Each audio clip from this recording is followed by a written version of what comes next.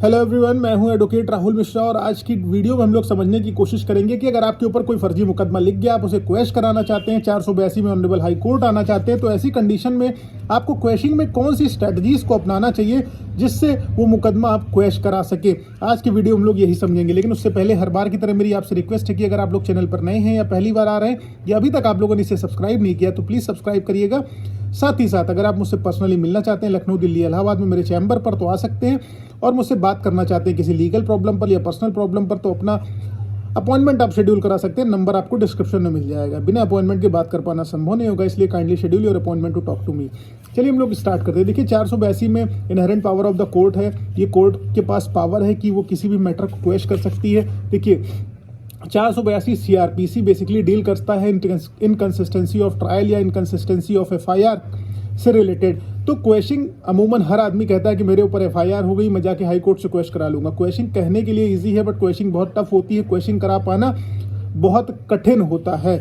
और जब आपके ऊपर FIR होती है, मान लीजिए आप हैं, आपकी पूरी फैमिली के ऊपर FIR हो गई है, घर के 8-10 लोग हो गए हैं, तो आपके मन में पहला क्वेश्चन आता है कि अब जब FIR हो गई है, पूरी फैमिली इन्वॉल्व है, तो मुझे क्वेश्चन पिटीशन कैसे डालनी होगी।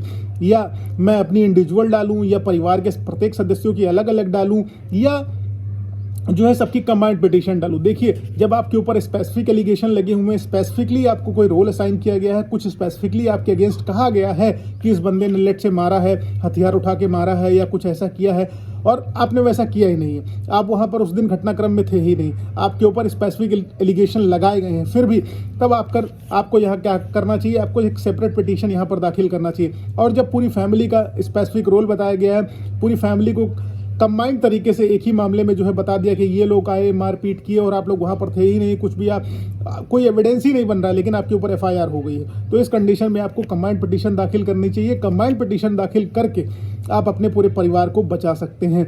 अब क्वेश्चन में देखिए सबसे इंपॉर्टेंट चीज़ ये है कि बहुत ज़्यादा एविडेंसेस, बहुत ज़्यादा आर्ग्यूमेंट करने की आवश्यकता नहीं होती है। इसको ऑनरेबल सुप्रीम कोर्ट ने भी कहा कि क्वेश्चन को मिनी ट्रायल नहीं बनाना है, यानी कि ट्रायल में जैसे हम एविडेंस, चार्ज, आर्ग्यूमेंट, दुनिया भर की चीज़ें करते हैं, वैसा यहाँ पर नहीं करना है। यहाँ पर सिर्फ कट टू कट बात करनी है।